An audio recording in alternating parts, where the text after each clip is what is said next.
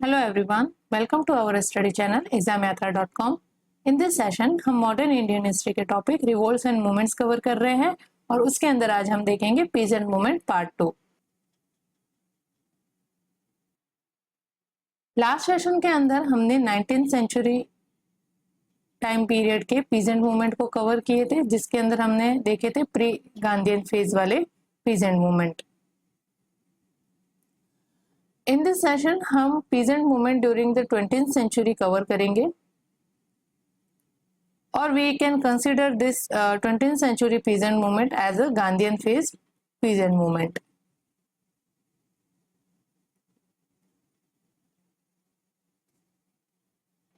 तो 19th century era के अंदर या 19th सेंचुरी के अंदर जो पीजेंट मूवमेंट हुए थे उनके अंदर हमने देखे इंडिगो रिवोल्ट, पावना मूवमेंट एंड दक्कन रायोट्स और वसुदेव फड़के का मूवमेंट जो है वो भी हमने यहाँ पे कवर किया था। और 20th सेंचुरी मूवमेंट के अंदर 20th सेंचुरी पीजेंट मूवमेंट के अंदर हम चंपारण सत्याग्रह से लगा के खेड़ा सत्याग्रह, मोपला रिबेलियन, बारडोली सत्याग्रह, एका मूवमेंट और ऑल इंडिया किसान सभा तक यहाँ पे कवर करेंगे। लास्ट के ये जो टू पीजेंट मूवमेंट है दैट इज तीभागा मूवमेंट और तेलंगाना मूवमेंट, ये जो है ये अंडर द कम्युनिस्ट लीडरशिप थे।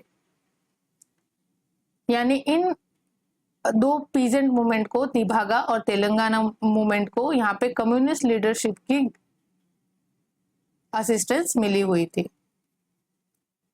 तो इस वजह से इसका इन दोनों पीजेंट मूवमेंट का थोड़ा सा जो कैरेक्टर है वो लेफ्टिस्ट काइंड ऑफ की आइडियोलॉजी पे बेस है। इस वजह से यहाँ पे आपको थोड़ी सी वॉयलेंस यहाँ पे देखने को मिलेगी और we can say arm rebellion भी ये था, यानी इसके अंदर आर्म और एम्यूनिशंस जो है हथियारों का यूज यहाँ पे होता है। और ये हथियार इन पीजेंट्स को कौन प्रोवाइड करवाते हैं? ये कम्युनिस्ट लीडर्स।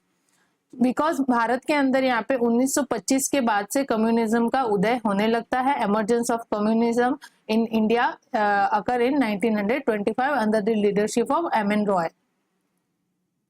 तो M N. Roy was the pioneer of communist pioneer of introduction of the communist ideology in the India. तो यहाँ पे जो रशिया और चाइना के अंदर कम्युनिज्म डेवलप हो रहा था, मेनली रशिया के अंदर, तो वो रशियन कम्युनिज्म को यहाँ पे इंडिया के अंदर लाने का श्रेय जो है वो एम.एन. रॉय को जाता है। तो 1925 के एरा के बाद से आपको कम्युनिज्म आइडियोलॉजी जो है वो वेरियस रीजन के अंदर ग्रो करने को देखने को मिलती है।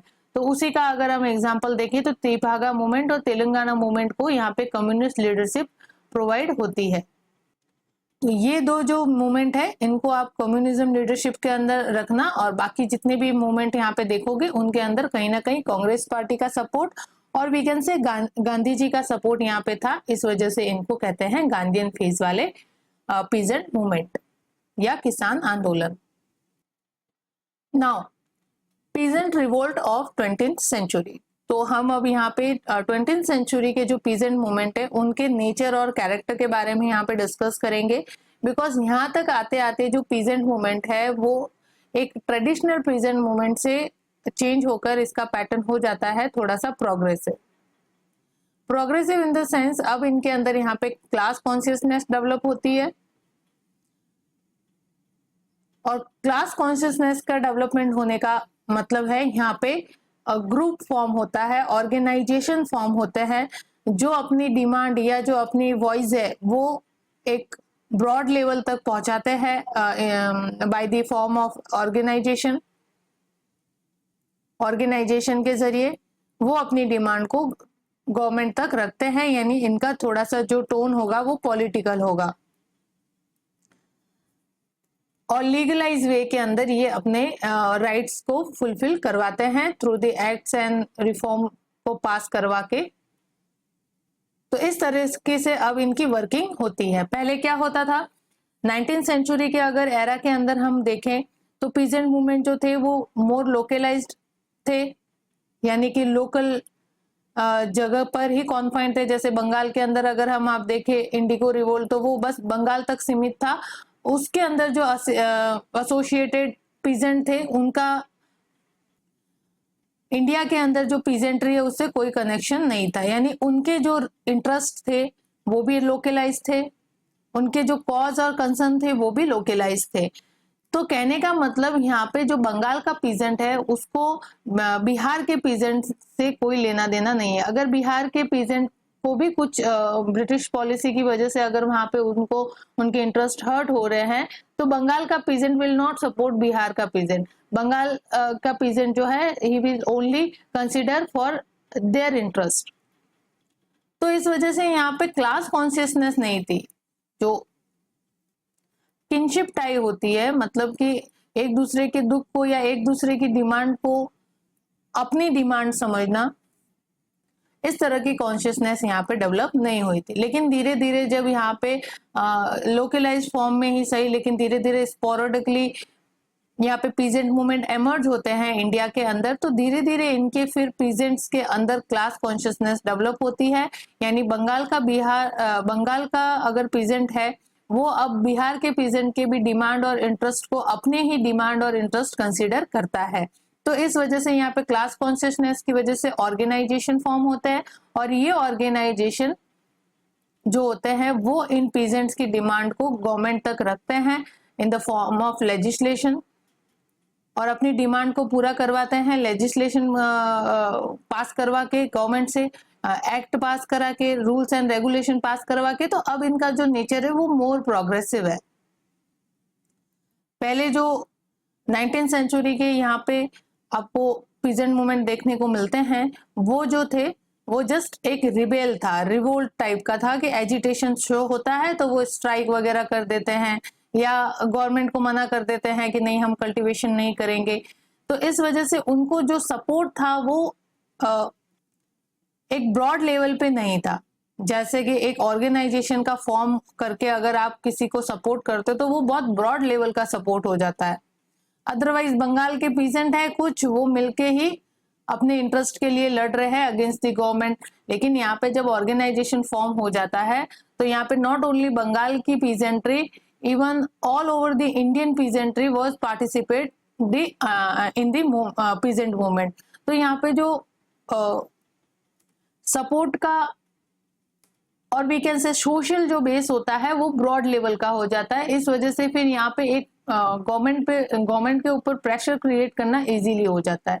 अदरवाइज अगर लोकलाइज फॉर्म में होते हैं तो उनको सप्रेस करना गवर्नमेंट के लिए बहुत इजी हो जाता है कि एक जगह अगर कहीं रिवोल्ट हो रहा है, रिबेलियन हो रहा है, तो उसको फुल फोर्स और फुल मिलिट्री यहाँ पे एक जगह लगा के उसको सप्रेस कर दिया जाता है, because other region was not affected by the revolt occur in this reason.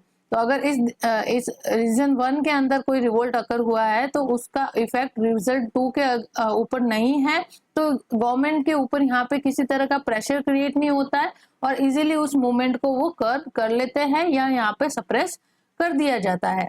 लेकिन अब जो 20th सेंचुरी के अंदर जो पीजेंट मूवमेंट होंगे वो ऑर्गेनाइजेशन के थ्रू होंगे, यानी कि अब इनकी जो वॉइस है वो नेशनल लेवल तक रखी जाएगी और सारी इंडियन पीजेंट्री जो है वो पर्टिकुलर, अगर मान लो बंगाल के अंदर पीजेंट्री के लिए कोई इंटरेस्ट हिट हो रहे हैं तो उसके सपोर्ट के अंदर ऑल ओवर इंडिया की पीजेंट्री यहाँ पे सपोर्ट में आ जाती है, जिसकी वजह से गवर्नमेंट के ऊपर यहाँ पे प्रेशर क्रिएट होता है और उनको फिर रूल एंड लेजिस्लेचर बना के पीजेंट के हक के या फिर पीजेंट के राइट जो है उनको सिक्योर करवाने पड़ते हैं। तो क्लास कॉन्शियसनेस यहाँ पे 20th सेंचुरी के अंदर डेवलप हो जाती है, जो कि हमें एब्सेंट दिखती है इन दी 19th सेंचुरी के टाइम पीरियड के पीजेंट मूवमेंट या पीजेंट रिवोल्ट के अंदर।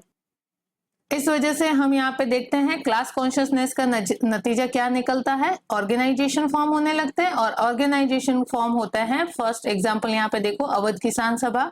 अवध किसान सभा जो है यहाँ पे एक ऑर्गेनाइजेशन या डेवलपमेंट कह सकते हैं ऑर्गेनाइजेशन का शुरू होता है और ये धीरे धीरे बढ़ के फिर पान इंडिया होने लगता है, यानी पूरे भारत के अंदर या पूरे भारत के लेवल का अगर पीजेंट्री के हक की या इंटरेस्ट की कोई बात करता है तो वैसा कोई ऑर्गेनाइजेशन क्रिएट होता है नेशनल लेवल का।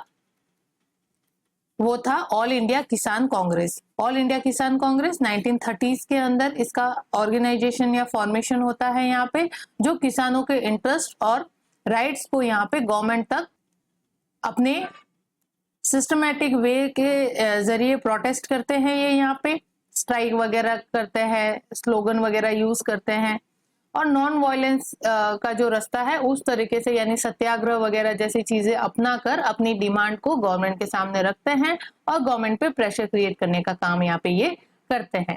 तो नेशनल लेवल का छोटे छोटे ऑर्गेनाइजेशन क्रिएट हुए because of the class consciousness, और वो छोटे छोटे ऑर्गेनाइजेशन बदलते हैं बड़े लेवल के अंदर ऑर्गेनाइजेशन में, दैट इज ऑल इंडिया किसान कांग्रेस, जो नेशनल लेवल का एक पीजेंट मूवमेंट को सपोर्ट करने के लिए नेशनल लेवल का ऑर्गेनाइजेशन था।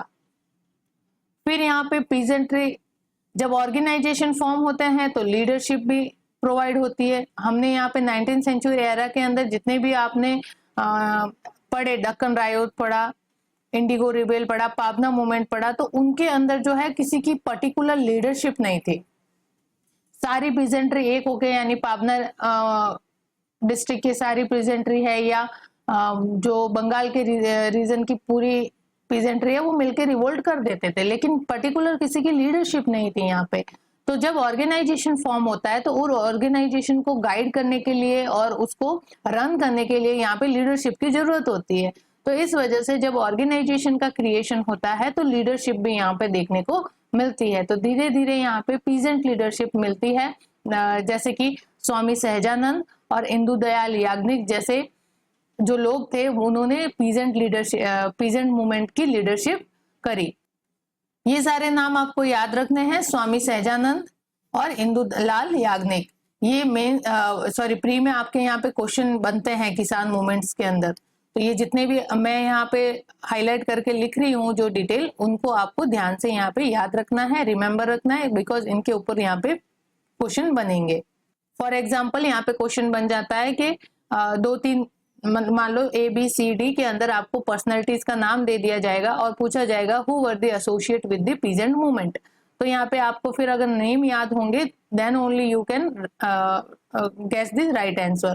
तो स्वामी सहजानंद है, इंदु लाल याग्निक है, ये सारे नेम आपको याद रखने हैं जो पीजेंट मूवमेंट से यहाँ पे रिलेटेड है, दैट इज 20th सेंचुरी के पीजेंट मूवमेंट से।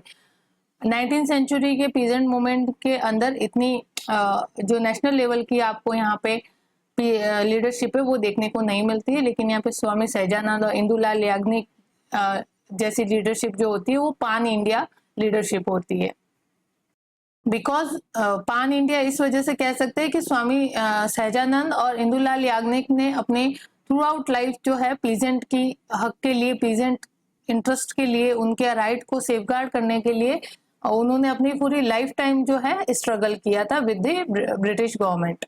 इस वजह से इनकी लीडरशिप जो है वो थोड़ी सी इंपॉर्टेंट हो जाती है और इस वजह से इनको याद रखना थोड़ा सा जरूरी हो जाता है, बिकॉज इनका यहाँ पे पीजेंट मूवमेंट के अंदर एक्टिवली पार्टिसिपेशन होता है। बिकॉज हमने यहाँ पे पाबना वगैरह जैसे मूवमेंट देखी तो उनके अंदर भी लीडरशिप तो थी, जैसे खुदी मोल्ला है, हमने देखे थे पाबना मूवमेंट के अंदर, लेकिन वो लीडरशिप इस पाबना मूवमेंट के खत्म होने के साथ ही खत्म हो जाती है। लेकिन यहाँ पे ऐसा नहीं है। स्वामी सहजानंद जो थे उन्होंने और इंदु लाल याग्निक, इन्होंने थ्रू आउट जो है पीजेंट के राइट और इंटरेस्ट के लिए यहाँ पे गवर्नमेंट से हमेशा ही प्रेशर क्रिएट किया है उनके ऊपर, पीजेंट के राइट्स और इंटरेस्ट को सिक्योर करने के लिए through their way of protest against the government. तो जब यहाँ पे ऑर्गेनाइजेशन फॉर्म होने लग जाते हैं और लीडरशिप प्रोवाइड हो जाती है इनको, तो अब जो पीजेंट की डिमांड थी वो नॉट ओनली लोकलाइज रह जाती है, उनके लोकलाइज इंटरेस्ट रह जाते हैं, अब वो डिमांड जो है वो नेशनल लेवल की डिमांड में बदल जाती है। यानी अभी किसी अगर एक एरिया के पीजेंट्री के लिए अगर कोई कानून बनता है तो वैसा कानून सभी पीजेंट्री के लिए होना चाहिए कि इसमें अब ऐसा नहीं है कि चलो बंगाल की पीजेंट के लिए एक एक्ट बना के उनको वहां पे सप्रेस करने के लिए या पैसिफाई करने के लिए एक्ट बना के उनको राजी कर दिया, ऐसा नहीं होगा। अब जो भी रूल और रेगुलेशंस बनेंगे या जो पीजेंट की डिमांड और इंटरेस्ट को सेफगार्ड किए जाएंगे वो लोकलाइज फॉर्म में नहीं होंगे, पान इंडिया होंगे या नेशनल लेवल होंगे। तो अब यहाँ पे पीजेंट्री की जो डिमांड है वो भी नेशनल डिमांड हो जाती है या पान इंडिया डिमांड यहाँ पे हो जाती है। और पहले 19th सेंचुरी के अंदर जिस तरह से ये प्रोटेस्ट करते थे, जिसके अंदर वो मतलब गवर्नमेंट के अगेंस्ट हो जाते थे, यानी कि कभी कभी वॉयलेंस का भी यूज कर लिया करते थे, है ना, छोटी मोटी वॉयलेंस हो जाती है, जैसे कि हमने देखा था कि जबरदस्ती डिक्रीज जो थे, बॉन्ड डिक्रीज ले लेते हैं साहूकारों से और उनको जला देते हैं। तो इस तरह की एक्टिविटीज होती थी पहले, जो थोड़ी सी क्राइम के अंदर कंसिडर की जाती थी। लेकिन अब जब ये ऑर्गेनाइजेशन फॉर्म हो गए और नेशनल लीडरशिप मिल जाती है इन पीजेंट मूवमेंट को, तो 20th सेंचुरी के पीजेंट मूवमेंट जो है वो वॉयलेंस नेचर के नहीं होते, बल्कि अब इनका वे ऑफ प्रोटेस्ट जो है वो डिफरेंट हो जाता है बाय डूइंग द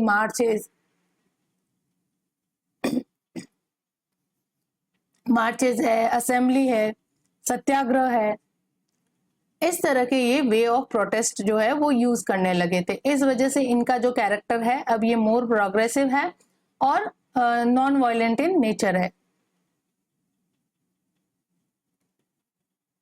तो यहाँ पे वे ऑफ प्रोटेस्ट का सिस्टम भी बदल चुका है, जो 19th सेंचुरी के अंदर हमें देखने को मिलता है कि थोड़ा सा क्रिमिनल टाइप का होता है, यानी कि जबरदस्ती आप किसी से छीना झपटी करके बॉन्ड डिक्री वगैरह जला दिया जाता है, या फिर साहूकारों और गवर्नमेंट के बीच, साहूकारों और पीजेंट के बीच में, या ब्रिटिश ऑफिशियल्स या मिलिट्री या पुलिस के बीच में या पीजेंट के बीच में झड़प हो जाती है। तो इस तरह की चीजें अब यहाँ पे होनी बंद हो जाती है, बिकॉज यहाँ पे मोर ऑर्गेनाइज फॉर्म के अंदर यहाँ पीजेंट मूवमेंट जो है वो रन होते हैं।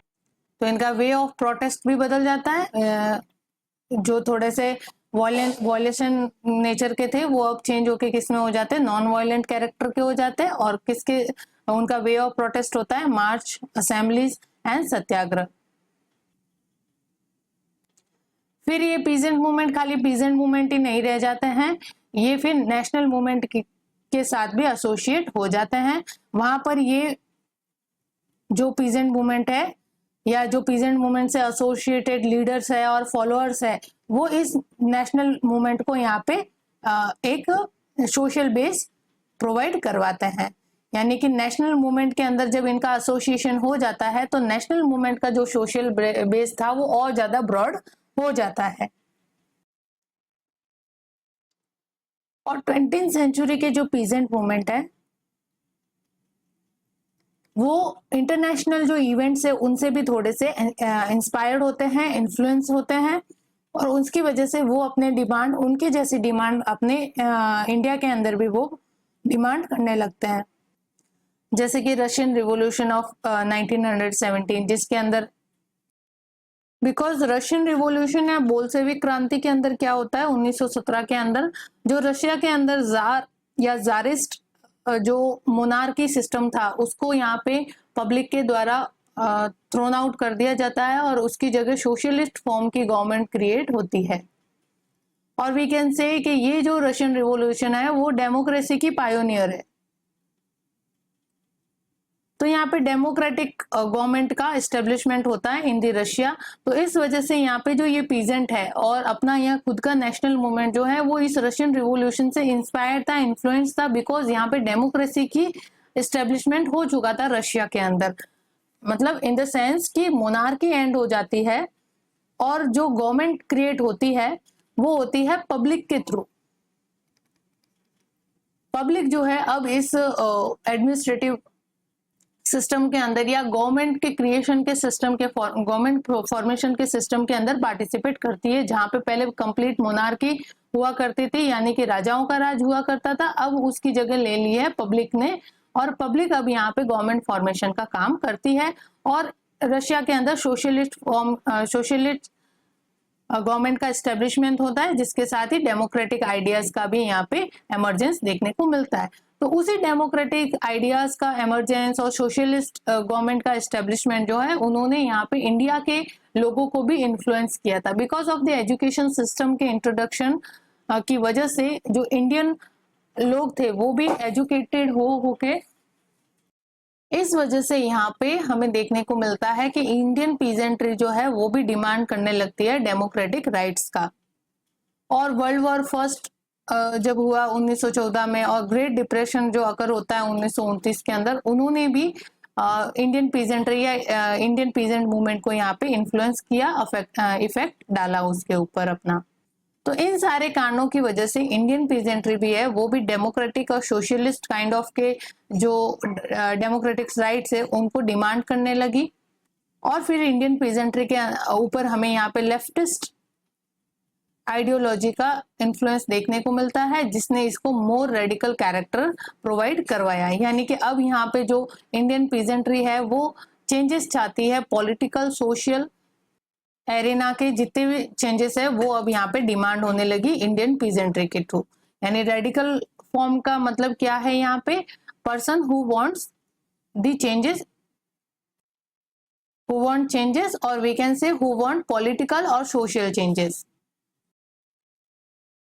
तो यही सारी चीजें 20th सेंचुरी पीजेंट मूवमेंट को इम्पैक्ट करती है, इन्फ्लुएंस करती है, जो कि 19th सेंचुरी एरा के जो पीजेंट मूवमेंट थे उनके अंदर ऐसी कोई भी इवेंट देखने को नहीं मिलती है कि वो किसी चीज से इन्फ्लुएंस होके यहाँ पे गवर्नमेंट के अगेंस्ट रिवोल्ट करते हैं या अपने राइट्स की डिमांड करते हैं। वो जस्ट अपने इकोनॉमिक कॉज की वजह से यहाँ पे रिवोल्ट करते हैं, बिकॉज उनकी जो लाइफस्टाइल है वो सीवियरली हिट हो रही थी because of the economic policy introduce by the British government in India. इस वजह से उनके जो कॉज एंड कंसर्न थे वो मोर लोकलाइज्ड इन फॉर्म थे और इकोनॉमिक कॉजेस थे, जिनकी वजह से उन्होंने यहाँ पे रिवोल्ट किया था। बस उनको अपनी जो कंडीशन है, इकोनॉमिक कंडीशन है, उनको बेटर करना था। उनको किसी भी तरह का पॉलिटिकल और सोशल चेंजेस नहीं चाहिए था।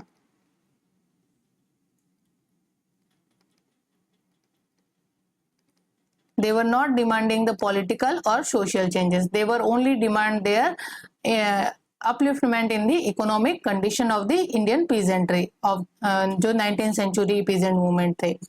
तो ये चीजें जो है हमने यहाँ पे 19th century peasant movement को भी कंपेयर करते हुए 20th century के peasant movement को के नेचर और कैरेक्टर के बारे में यहाँ पे डिस्कशन किया। अब हम जो मेजर peasant movement जो 18th सेंचुरी के अंदर अकर होते हैं उनको हम वन बाय वन देख लेते हैं। फर्स्ट यहाँ पे देखते हैं हम Champaran movement, that is occur in 1917 1917 के अंदर चंपारण मूवमेंट होता है, चंपारण आंदोलन होता है।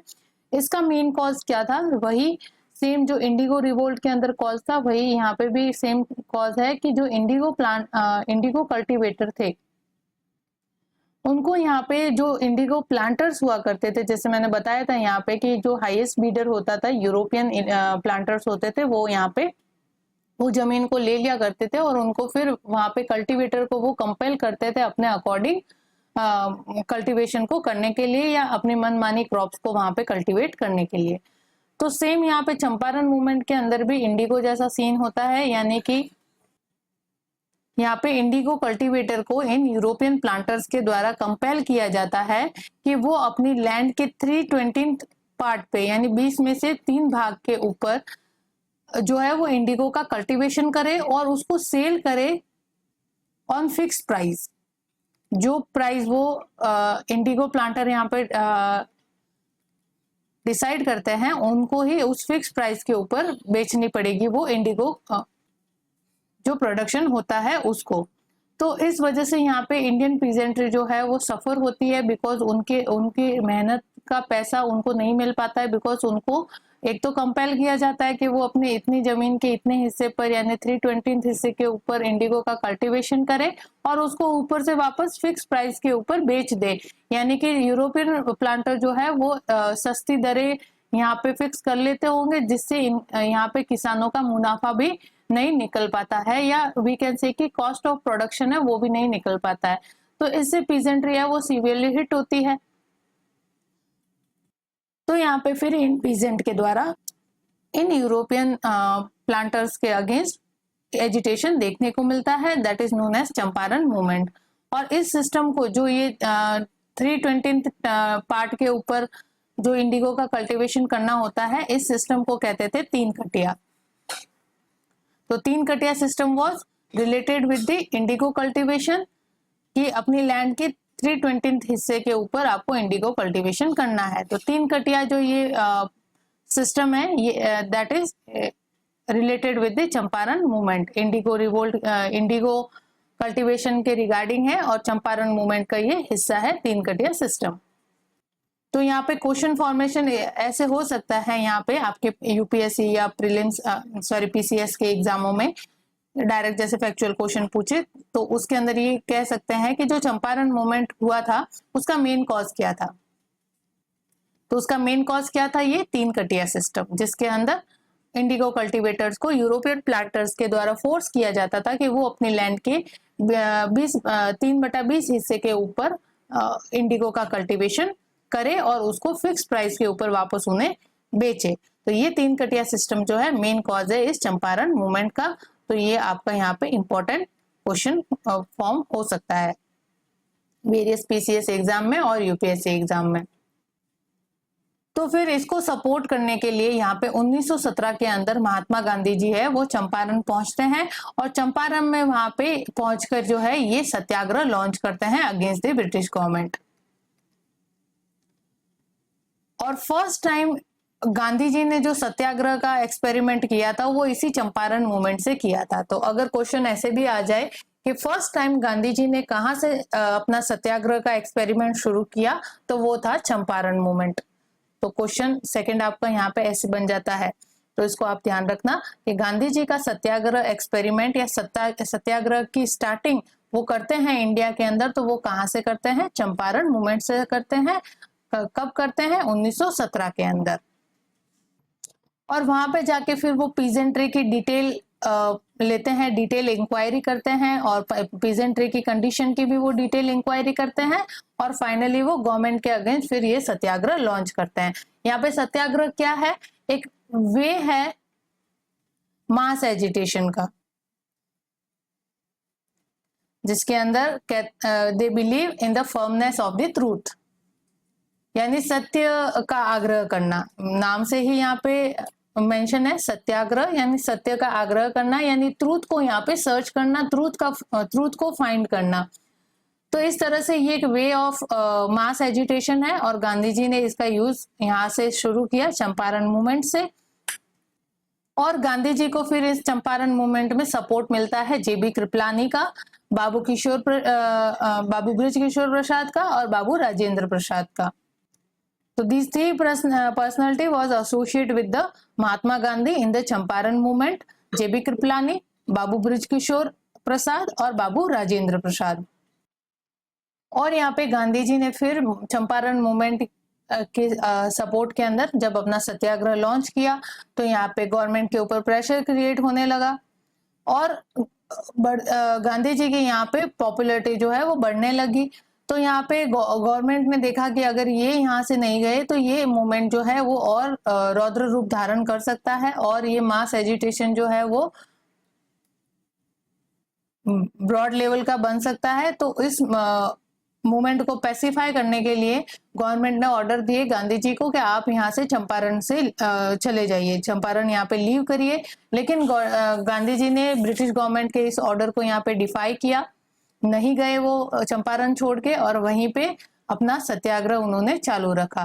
फाइनली गवर्नमेंट जो है वो प्रेशराइज्ड होती है और मजबूर हो जाती है यहाँ पे जो चंपारण की पीजेंट्री है उसके हित में या उसके फेवर में यहाँ पे एक्ट यहाँ पे बनाकर उनके राइट को सिक्योर किया जाता है by appointing committee with Gandhi ji as a one of the member. तो यहाँ पे इस सत्याग्रह मूवमेंट के पूरी इंक्वायरी के लिए, यानी क्या कॉज रहे और क्या यहाँ पीजेंट की डिमांड है, किस तरह से उनके इंटरेस्ट को यहाँ पे सेफगार्ड कर सकते हैं, तो उसके लिए एक कमेटी गठित की जाती है ब्रिटिश गवर्नमेंट के द्वारा और गांधी जी उस कमेटी का एक हिस्सा होते हैं, एक मेंबर के रूप में होते हैं और कंप्लीट कमेटी के रिकमेंडेशन के आधार पर यहाँ पे एक्ट का इनेक्टमेंट किया जाता है। यहाँ पे एक्ट पारित किया जाता है, that is known as Champaran agrarian act 1918 का चंपारण एग्रेरियन एक्ट जो है वो पास किया जाता है और उसके अंदर जो ये सिस्टम था तीन कटिया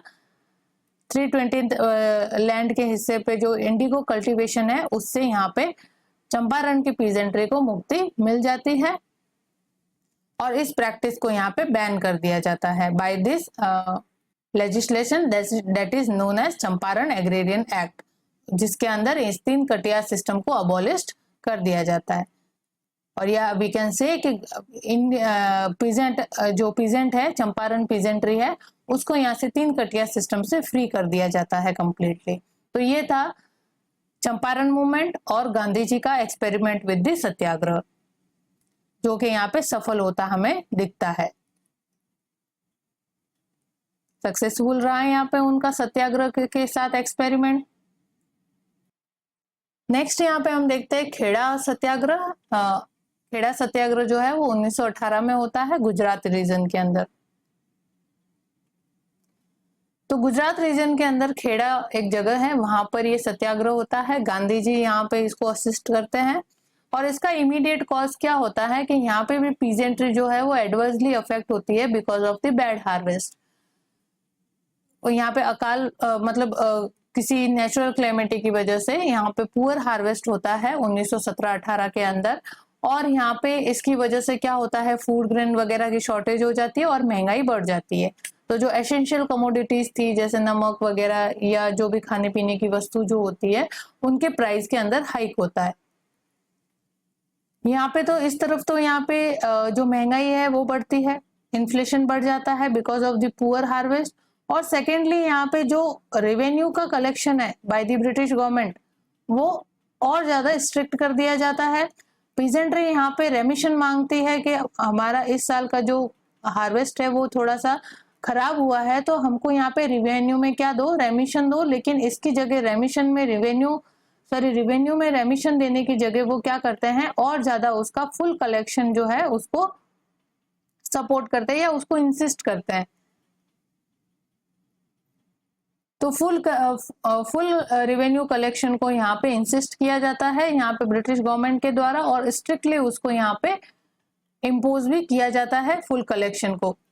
इस वजह से यहाँ पे पीजेंट्री है जो एडवर्सली अफेक्टेड होती है और इसकी वजह से वो ब्रिटिश गवर्नमेंट्स के अगेंस्ट एजिटेशन करती है, और जिसको सपोर्ट करते हैं गांधी जी। गांधी जी इन पीजेंट जो खेड़ा के पीजेंट थे उनके इन एजिटेशन को सपोर्ट करते हैं और यहाँ पे भी वो अपना सत्याग्रह लॉन्च करते हैं with the assistance of Sardar Vallabh भाई पटेल। तो इस खेड़ा सत्याग्रह के अंदर गांधी जी को असिस्ट करने वाले कौन थे, सरदार वल्लभ भाई पटेल। जैसे चंपारण मूवमेंट के अंदर राजेंद्र प्रसाद और बृजकिशोर प्रसाद और जेबी कृपलानी ने उनको वहां पे असिस्ट किया था, वैसे ही खेड़ा सत्याग्रह के अंदर सरदार वल्लभ भाई पटेल की असिस्टेंस मिलती है और यहाँ पे भी ये सत्याग्रह लॉन्च करते हैं और पीजेंट को कहते हैं कि आप तब तक रिवेन्यू मत देना जब तक कि आपकी जो रेमिशन की डिमांड है वो गवर्नमेंट के द्वारा फुलफिल नहीं कर दी जाती है। तो यहाँ पे सत्याग्रह लॉन्च होता है और सत्याग्रह चलता है जून 1918 तक। और फाइनली गवर्नमेंट को यहाँ पे प्रेशराइज होना पड़ता है। गवर्नमेंट जो है नहीं चाहते हुए भी फिर इन पीजेंट की डिमांड को मान लेते हैं। The government considered the demand of the peasant, और यहाँ पे खेड़ा के पीजेंट्स को है यहाँ पे रेवेन्यू के अंदर रेमिशन मिल जाता है। तो गांधी जी का यहाँ पे सत्याग्रह ये भी जो था वो सफल होता है, that is known as Kheda Satyagraha. तो खेड़ा सत्याग्रह का मेन कॉज क्या था, यहाँ पे जो पुअर हार्वेस्ट था उसके चलते इन्फ्लेशन जो है वो बढ़ जाता है, और इन्फ्लेशन होने के कारण एक साइड तो इन्फ्लेशन है और दूसरे साइड जो है रेवेन्यू का फुल कलेक्शन यहाँ पे किया जाता है instead of the giving रेमिशन in the revenue. तो ये मेन कॉज था खेड़ा सत्याग्रह का। नेक्स्ट यहाँ पे आते हैं हम एका मूवमेंट के अंदर। तो एका मूवमेंट का मतलब है, एका नाम का मतलब है यहाँ पे यूनिटी से, तो इसको एका मूवमेंट या यूनिटी मूवमेंट कह दो, जो 1921 के अंदर यहाँ पे होता है। और एका मूवमेंट का रीजन जो होता है वो उत्तर प्रदेश होता है। इसका मेन कारण क्या होता है, यहाँ पे उत्तर प्रदेश के अंदर या सब जगह देख लो, मैंने आपको पहले भी लास्ट सेशन के अंदर हमने डिस्कस किया है कि जो पीजेंट मूवमेंट का मेन कारण था वो लैंड रेवेन्यू सेटलमेंट और economic policy of British rule था। तो यहाँ पे क्या होता है कि जो लैंड रेवेन्यू था वो हाई था, और we can say high rent था, जिसको कलेक्शन का काम जो है ठेका जो है वो ठेकेदार को दिए जाते थे। जैसे जमींदार कलेक्ट करता है लैंड रेवेन्यू, इन पीजेंट से, वैसे ही यहाँ पे ठेकेदार जो होते थे या वी कैन से जमींदार जो थे वो इस हाई रेवेन्यू रेंट को पीजेंट से यहाँ पे कलेक्ट करते थे। तो यहाँ पे ये पीजेंट सेम जैसे खेड़ा सत्याग्रह के अंदर बैड हार्वेस्ट होता है उनका और वो रेमिशन मांगते हैं, तो इस हाई रेवेन्यू रेंट की वजह से वो भी एडवर्सली अफेक्ट हो रहे थे। Not only high revenue rent था, लेकिन उसके कलेक्शन का मेथड भी बहुत ज्यादा स्ट्रिक्ट और ऑप्रेसिव नेचर का हुआ करता था।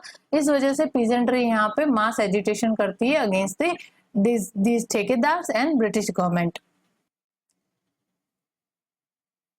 तो यहाँ पे इनिशियली में जो ये मूवमेंट चलाया गया था वो चलाया गया था कांग्रेस के द्वारा, बिकॉज 1885 के अंदर कांग्रेस का गठन हो जाता है और कांग्रेस के द्वारा इस मूवमेंट की लीडरशिप की जाती है। और साथ में कौन था, खिलाफत मूवमेंट के जो लीडरशिप थे वो भी इनको असिस्ट कर रहे थे यहाँ पे एका मूवमेंट के अंदर कांग्रेस को।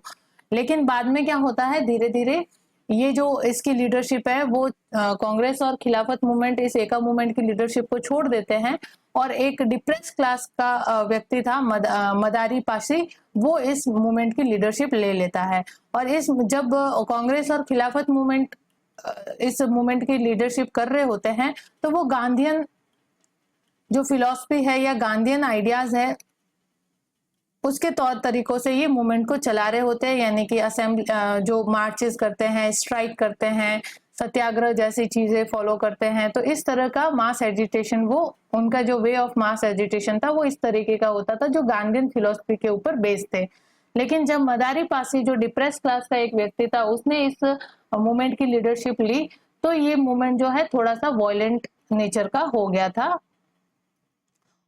और इस वजह से बाद में इस मूवमेंट को ब्रिटिश गवर्नमेंट के द्वारा इजीली सप्रेस कर दिया गया था because of this violent character. और यहाँ पे जब ये वॉयलेंट कैरेक्टर का हो गया तो यहाँ पे गांधी जी और कांग्रेस की जो इसको सपोर्ट थी वो भी यहाँ से हट जाती है। तो यहाँ पे एका मूवमेंट का मेन कॉज क्या था, यहाँ पे वही हाई रेंट और economic policy of British rule, जिसके अंदर लैंड रेवेन्यू सेटलमेंट इंट्रोड्यूस किया जाता है। लैंड के प्रोप्राइटरी राइट यहाँ से पीजेंट से छीन के किनको दे दिए जाते हैं, इन ठेकेदारों को या फिर जमींदारों को दे दिए जाते हैं। और ये जमींदार जो है इन पीजेंट से बहुत ही ऑपरेसिव मेथड का यूज करके उनसे लैंड रेवेन्यू या हाई जो लैंड रेंट है वो कलेक्ट करते हैं।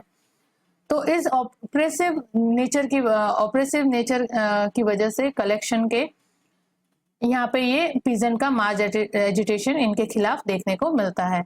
नॉट ओनली यही एक रीजन था, इसके साथ साथ और भी रीजन थे, जैसे स्पेनिश फ्लू फैल गया था उस समय और कंटिन्यूसली 6 इयर्स का यहाँ पे अकाल देखने को मिलता है। प्राइस के अंदर राइज हो जाते हैं, कमोडिटीज जो होती है because of shortage in the food grains and fuel जो था उनके अंदर शॉर्टेज हो जाती है। इस वजह से यहाँ पे हर कमोडिटीज के अंदर जो एसेंशियल कमोडिटीज है उनके अंदर हाइक देखने को मिलती है। तो यहाँ पे इन्फ्लेशन क्रिएट हो जाता है। तो इन्फ्लेशन की मार भी पीजेंट्री के ऊपर है और प्लस यहाँ पे हाई रेंट को पे करने का भी बर्डन उनके कंधों के ऊपर है, जिसकी वजह से यहाँ पे पीजेंट्री एडवर्सली अफेक्ट होती है और वो अपना एजिटेशन जो है इस मूवमेंट के जरिए ब्रिटिश गवर्नमेंट के अगेंस्ट रखती है। तो ये था एका मूवमेंट। एका मूवमेंट कुछ बहुत बड़ा मूवमेंट नहीं था, ये जस्ट इसकी स्टार्टिंग जो इनिशियल लीडरशिप थी वो कांग्रेस और खिलाफत मूवमेंट की लीडरशिप थी, लेकिन बाद में मदारी पासी जो है एक डिप्रेस क्लास का व्यक्ति इस मूवमेंट की लीडरशिप को संभालता है, जिसके बाद इसका जो कैरेक्टर है या नेचर है वो थोड़ा सा वॉयलेंट नेचर का हो जाता है, जिसको इजीली ब्रिटिश गवर्नमेंट के द्वारा सप्रेस कर दिया जाता है। तो वही सेम बात है कि इनिशियली मूवमेंट वाज पीसफुल, जब गांधीयन लीडरशिप थी यानी कांग्रेस और खिलाफत मूवमेंट की लीडरशिप थी तब ये पीसफुल था। देन बाद में इसकी जब लीडरशिप चेंज होती है तो इसका नेचर भी चेंज हो जाती है, जो अग्रेसिव नेचर का हो जाता है, मिलिटेंट नेचर का हो जाता है, जिसको इजीली ब्रिटिश या कॉलोनियल गवर्नमेंट के द्वारा सप्रेस कर दिया जाता है। तो ये था एका मूवमेंट। नेक्स्ट यहाँ पे हम देखते हैं मोपला रिबेलियन। मोपला रिबेलियन जो 1921 में होता है, 1921 के अंदर केरला डिस्ट्रिक्ट के अंदर और डिस्ट्रिक्ट केरला स्टेट के अंदर और डिस्ट्रिक्ट यहाँ पे है मालाबार। इस वजह से इस मोपला रिवोल्ट को या रिबेलियन को यहाँ पे मालाबार रिबेलियन के नाम से भी जाना जाता है। अब यहाँ पे मोपला कह दो या मापिला कह दो, दोनों ही एक ही नाम है। ये हुआ करते थे वहां पे मुस्लिम्स। केरला रीजन के अंदर जो मोपलास थे वो कौन थे? मोपलास या मापिलास मुस्लिम्स हुआ करते थे और largely they were playing a role of tenants. तो ये ज्यादातर यहाँ पे मुस्लिम टेनेंट्स थे जो मालाबार डिस्ट्रिक्ट के अंदर रिजाइड करते थे या वहां पे रहते थे। और इस केरला रीजन में या मालाबार डिस्ट्रिक्ट के अंदर क्या सिचुएशन थी कि जो टेनेंट्स जो थे, जो कल्टीवेटर का काम करते थे लैंड के ऊपर, वो तो है मुस्लिम्स। और जो लैंडलॉर्ड हुआ करते थे, या जमींदार कह दो या जागीरदार कह दो, वो हुआ करते थे यहाँ पे हिंदूज। तो ये यहाँ पे स्ट्रक्चर हुआ करता था। फिर ये रिबेलियन किस वजह से होता है यहाँ पे, वही इसका कारण भी क्या है? Economic policy of British rule, और मेन कॉज इसका लैंड रेवेन्यू सेटलमेंट और उसके आफ्टर इफेक्ट। तो लैंड रेवेन्यू सिस्टम के अंदर क्या होता है, और गवर्नमेंट यहाँ पे क्या करती है कि एक लॉ बना देती है जिसके अंदर जो अपर कास्ट के हिंदूज थे उनको लैंड के ओनरशिप दे दी जाती है और सोल लीगल ओनरशिप यहाँ पे प्रोवाइड करवा दी जाती है थ्रू दी लॉज। और जो मोपलास थे या मापिलास जो मुस्लिम थे, जो टेनेंट्स के फॉर्म में यहाँ थे, उनको यहाँ से अपने कस्टमरी राइट से यहाँ पे डिप्राइव कर दिया जाता है। और इसके साथ साथ और क्या होता है, लैंड रेवेन्यू सेटलमेंट की वजह से जो हाई रेट थी रेवेन्यू की, हाई रेवेन्यू रेट जो थी, वो जो यहाँ पे ये टेनेंट्स पे नहीं कर पाते थे, और अगर वो पे नहीं कर पाते थे तो उनकी लैंड से उनको बेदखल कर दिया जाता था, या उनके जो कस्टमरी राइट है लैंड के ऊपर या टेनेंट से राइट है उनसे उनको डीबार्ड यहाँ पे कर दिया जाता था। और इनकेस अगर किसी टाइम बैड हार्वेस्ट अगर होता था तो उस समय क्या होता था, रेमिशन नहीं दिया जाता था, इवन उसकी बजाय और ज्यादा स्ट्रिक्टली मेजर्स अपनाए जाते थे to in the collection of this high revenue. तो यहाँ पे कोई भी रेमिशन जो है मोपलास को यहाँ पे प्रोवाइड करवाई नहीं जाती है।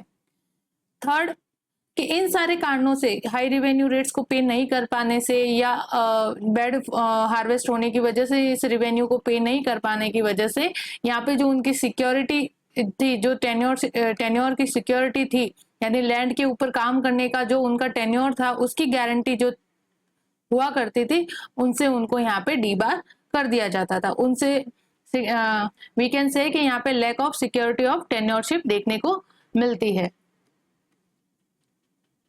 तो lack of security of tenure, high revenue rates, bad harvest year के अंदर रेमिशन नहीं देना, और इसी के साथ साथ जो ऑपरेसिव मेजर्स थे वो अपनाए जाते थे to collect this high revenue rate. और अगर वो किसी भी तरह से रेवेन्यू पे नहीं कर पा रहा है तो फिर उसको उसकी जमीन से यहाँ से बेदखल किया जाता है, और उसके अंदर भी उसको जमीन से बेदखल करने के अंदर ही ऑपरेसिव मेजर या ऑपरेसिव एग्जेक्शन जो है वो अपनाए जाते हैं, यानी बलपूर्वक उसकी भूमि का अधिग्रहण यहाँ पे कर लिया जाता है बाय द ब्रिटिश रूल और बाय दिस लैंडलॉर्ड्स।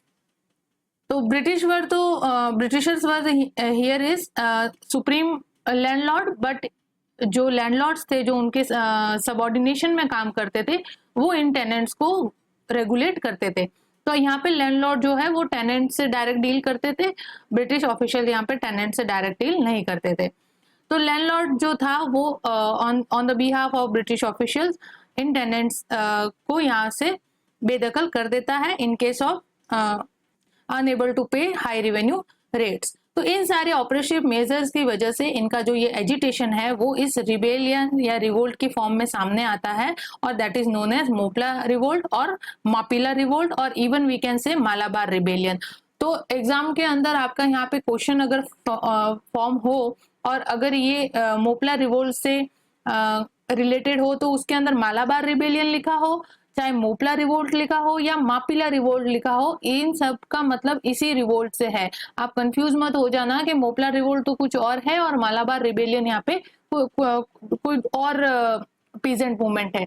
ये सब इसी के नाम है, मोपला रिवोल्ट के, जिसको मापिला और मालाबार रिबेलियन भी कहा जाता है। रीजन इसका क्या है, रीजन पूछ सकते हैं यहाँ पे, रीजन है यहाँ इसका केरला। तो मोपला रिबेलियन है, मालाबार रिबेलियन अकर इन केरला रीजन। तो रीजन यहाँ पे केरला हो जाता है। कब हुआ? 1921 के अंदर हुआ। अब इसके लीडरशिप तो इतनी कोई इंपॉर्टेंट नहीं है, फिर भी अगर आप नाम याद रखना चाहो तो नाम यहाँ पे याद रख लो थोड़ा सा।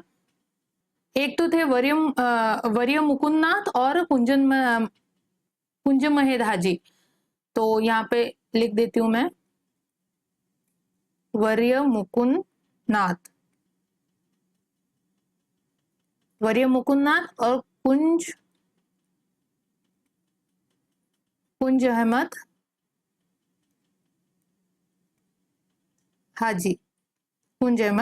ये इसके इनिशियल जो लीडरशिप इस मोपला रिबेलियन को प्रोवाइड की थी वो इनके द्वारा करवाई गई थी। और ये कौन थे? फ्रीडम फाइटर थे।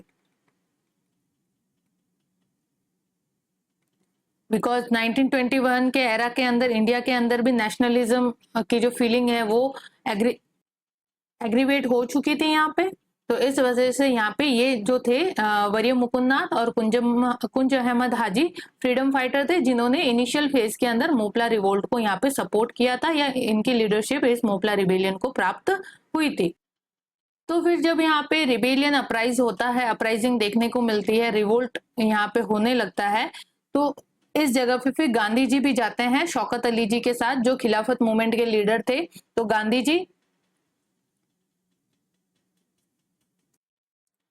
जी और शौकत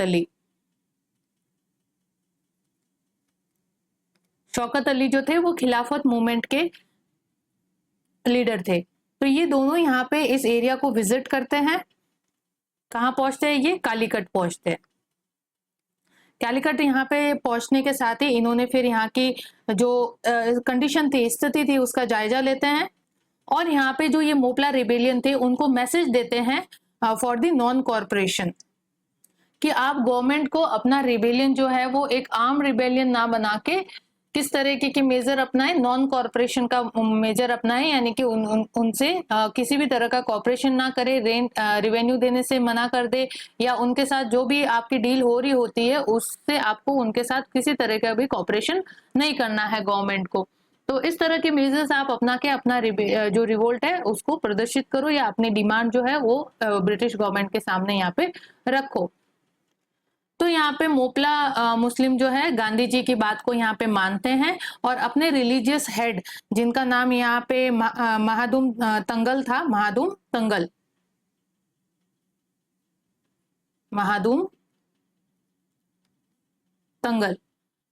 जो तंगल थे वो इनके रिलीजियस हेड थे, और उनके लीडरशिप के अंदर ये गांधी जी की बात मानते हैं और नॉन कॉर्पोरेशन और नॉन वायलेंस का ये रास्ता अपनाते हैं फॉर देयर एजिटेशन।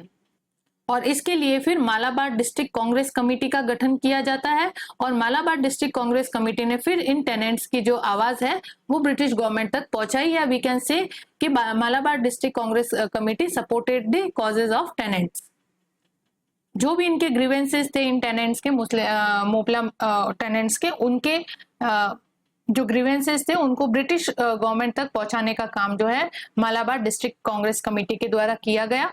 यानी कि वी कैन से कि अभी इस टाइम जो है लीडरशिप किनके हाथों में है? मालाबार डिस्ट्रिक्ट कांग्रेस कमेटी के हाथों में है, जो इन मोपला रिबेलियंस को यहाँ पे गाइड और गवर्न कर रही है।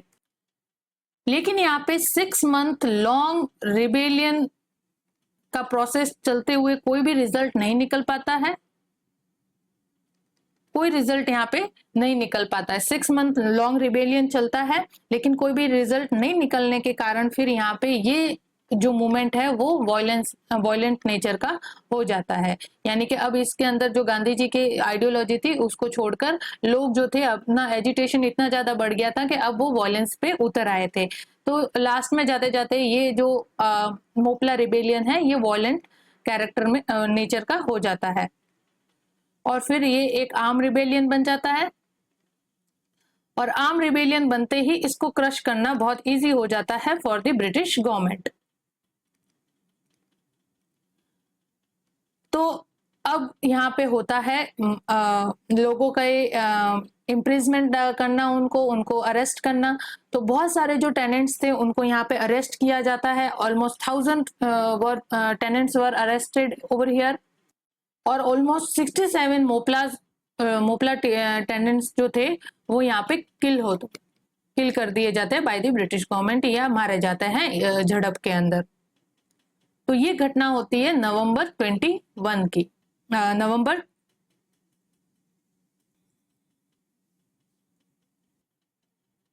1921 की। तो नवंबर 1921 के अंदर फिर क्या होता है, यहाँ पे यही चीज ब्रिटिश गवर्नमेंट के द्वारा इस रिबेलियन को यहाँ पे क्रश किया जाता है, यहाँ पे सप्रेस किया जाता है बाय मिलिट्री एक्शन, और यहाँ पे मार्शल लॉ जो है वो इम्पोज कर दिया जाता है इन मालाबार डिस्ट्रिक्ट।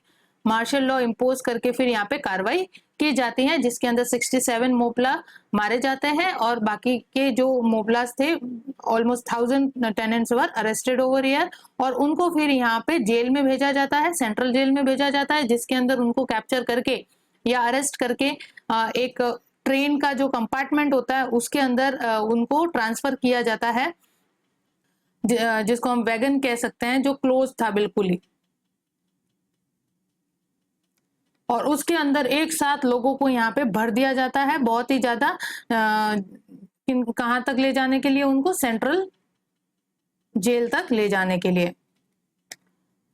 और यहाँ पे इस ट्रांसपोर्टेशन के दौरान ही बहुत सारे रिबेलियन यहाँ पे सफोकेशन से मर जाते हैं।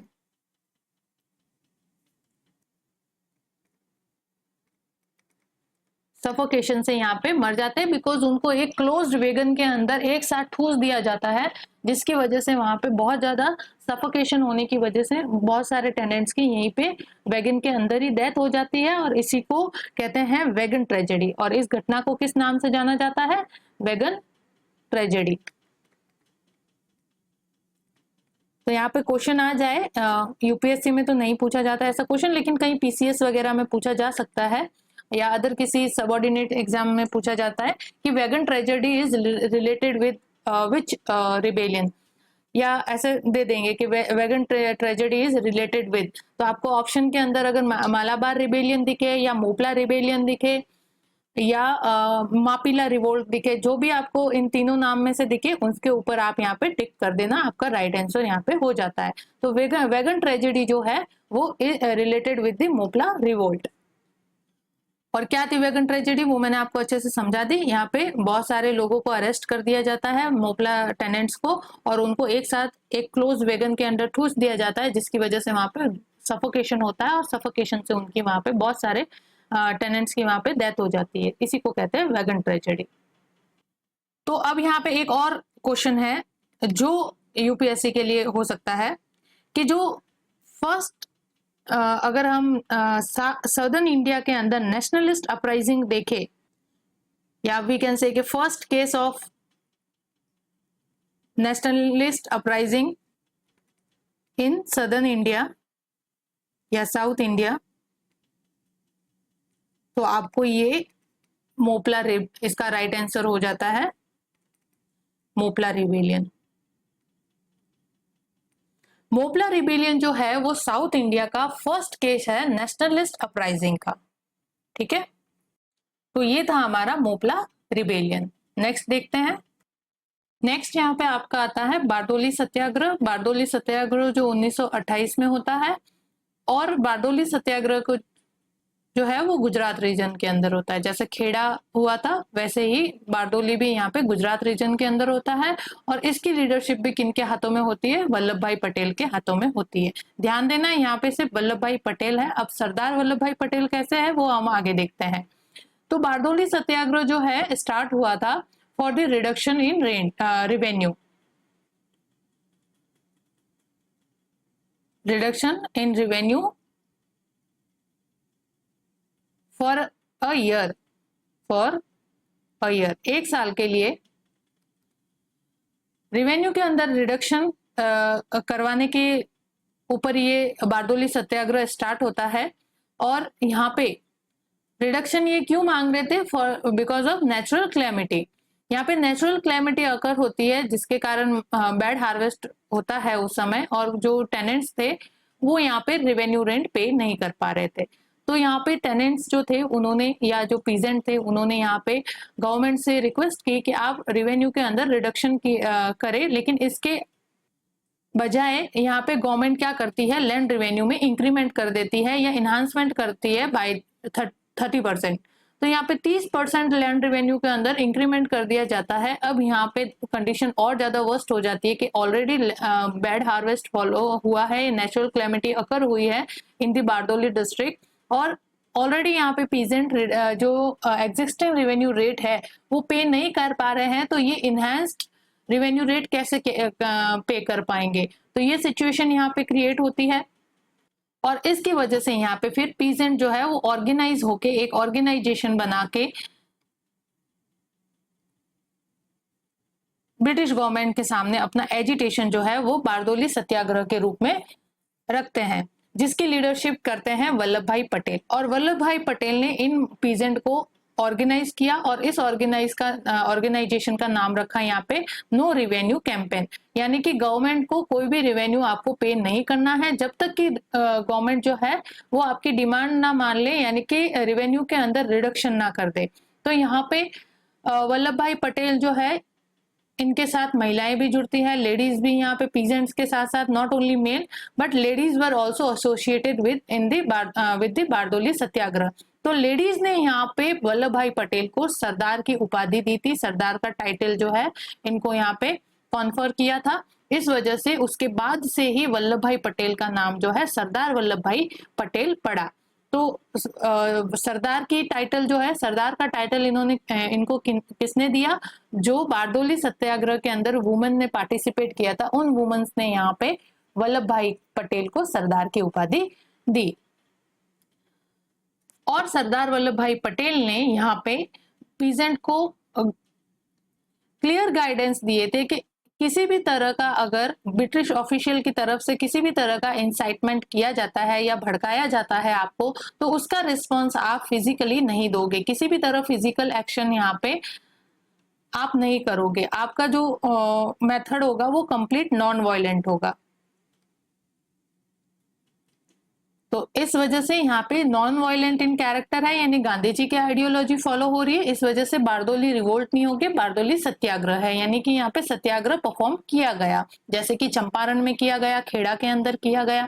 तो इस वजह से ये भी जो मूवमेंट था ये नॉन वायलेंट इन नेचर था, बिकॉज किसी भी तरह की फिजिकल एक्टिविटी से सरदार वल्लभ भाई पटेल ने क्लियर गाइडेंस दी थी पीजेंट्स को कि आप किसी भी तरह की फिजिकल एक्टिविटी नहीं करोगे अगेंस्ट द ब्रिटिश ऑफिशियल, चाहे वो कितना भी आपको भड़काए। यहाँ पे फिर यहाँ पे प्रेशर क्रिएट होने लगता है, बहुत एक बड़ा मास मूवमेंट क्रिएट हो जाता है अगेंस्ट द ब्रिटिश गवर्नमेंट, और ब्रिटिश ऑफिशियल्स यहाँ पे फिर इस मूवमेंट को सप्रेस करने के लिए एक अनसक्सेसफुल अटेम्प्ट लेते हैं, जिसके अंदर वो क्या करते हैं, इन पीजेंट्स की लैंड है और कैटल जो है उनको सीज कर देते हैं, लैंड और कैटल को यहाँ पे सीज कर देते हैं, सो दैट कि इन्होंने सोचा कि अगर लैंड और कैटल इनसे छीन लेंगे तो ये जो मूवमेंट है सप्रेस हो जाएगा या पैसिफाई हो जाएगा। लेकिन उनका ये स्टेप जो है वो अनसक्सेसफुल रहता है, और सरदार वल्लभ भाई पटेल की लीडरशिप के अंदर ये पीजेंट जो है तब तक नहीं रुकते जब तक कि इनकी डिमांड जो है सरकार जो है फुलफिल नहीं कर देती। और सरदार वल्लभ भाई ने यहाँ तक भी किया कि मूवमेंट जो है वो चलता रहेगा, तब तक चलता रहेगा जब तक कि एक तो ये डिमांड ना फुलफिल कर दे कि reduction in revenue for a year, और इसके साथ दूसरा क्या, जो कैटल और लैंड सीज की गई है, सीज लैंड और प्रॉपर्टी जो है उसको जब तक गवर्नमेंट वापस नहीं लौटा देती है तब तक ये सत्याग्रह नहीं रुकना चाहिए। तो एक बहुत बड़ा स्ट्रांग सत्याग्रह और मूवमेंट जो है ब्रिटिश गवर्नमेंट के अगेंस्ट यहाँ पे खड़ा होता है बारदोली के अंदर, और फाइनली यहाँ पे जो गवर्नमेंट है उसको झुकना पड़ता है। यहाँ पे they bow down in front of the Bardoli peasant and form a committee to inquire into the matter.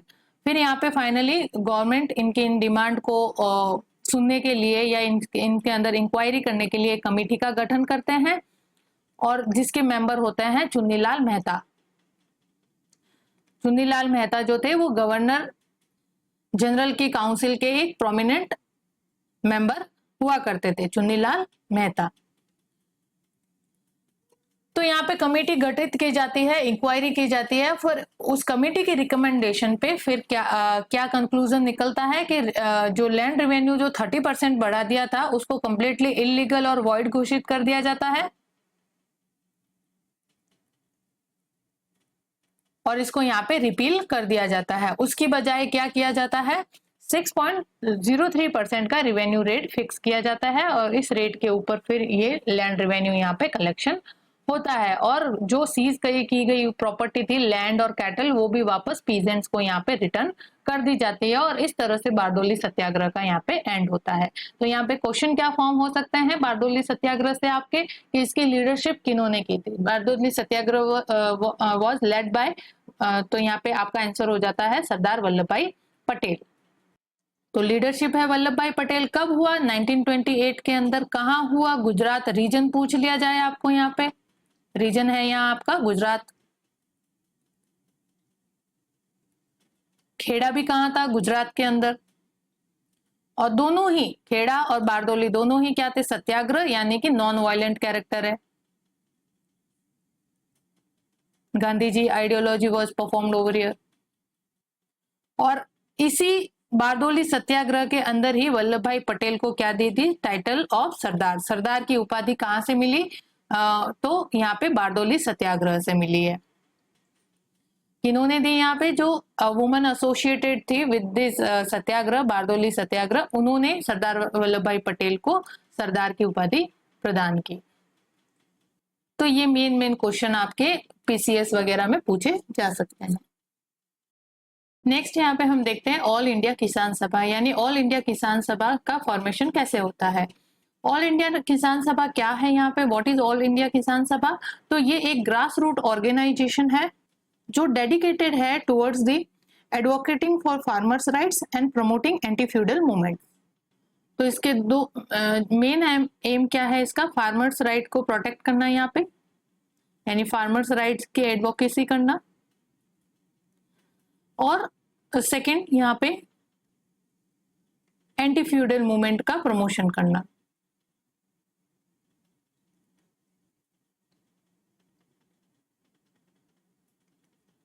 तो जैसे मैंने आपको बताया कि जैसे जैसे ये रिवोल्ट्स हो रहे थे पीजेंट के, तो 19th सेंचुरी एरा के हमने देखा तो वहां पे ये स्पोरोडिक थे। उनका नेचर कैसा था, स्पोरोडिक था, यानी क्लास कॉन्शियसनेस अभी डेवलप नहीं हुई थी, यानी एकजुट होकर अपनी डिमांड को गवर्नमेंट के सामने रखना, ये चीज अभी नहीं हुई थी। लेकिन धीरे धीरे 20th सेंचुरी एरा के अंदर आते आते हमें देखने को मिलता है पीजेंट मूवमेंट के अंदर क्लास कॉन्शियसनेस डेवलप होती है और क्लास कॉन्शियसनेस की वजह से वेरियस ऑर्गेनाइजेशन फॉर्म होते हैं which advocating the farmers right and promoting the anti feudal movement.